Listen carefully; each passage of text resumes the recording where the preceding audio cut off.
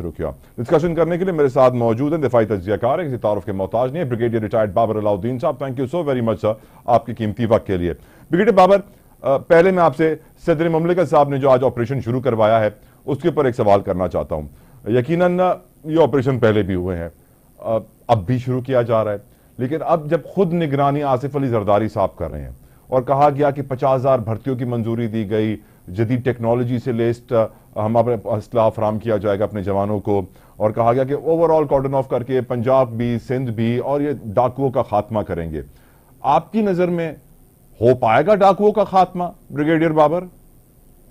तला साहब बहुत शुक्रिया, बड़ा इंपॉर्टेंट टॉपिक है और इस पे जितनी भी डिस्कशन कीजिए कम है, लोगों को पता चलना ही है। Very kind of you. डाकुओं का खात्मा क्यों नहीं हो पाएगा? स्टेट रियासत जब डिटर्मिन हो जाए ना जी, या रियासत तहिया कर ले और तहिया ऐसे करे कि तमाम स्टेक होल्डर साथ हो और आपको ये पता हो कि जी इसको किए बगैर आपके पास कोई चारा नहीं है।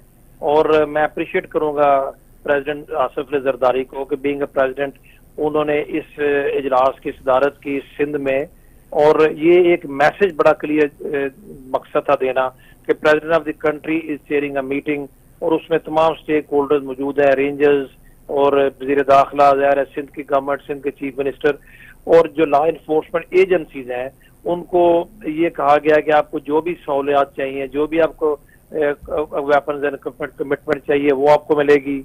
नई भर्तियों की भी इसलिए इन्होंने मंजूरी दी है कि जहाँ कहीं पर कोई मैन पावर की कमी है उसको पूरा किया जाए, क्योंकि डाकुओं का जो इशू है बेसिकली आप मुझसे बेहतर जानते हैं, ये सिर्फ लॉ एंड ऑर्डर का नॉर्मल को रॉबरीज का इशू नहीं है, ये पहले भी था लेकिन अभी इसकी हैयत चेंज हो चुकी हुई है।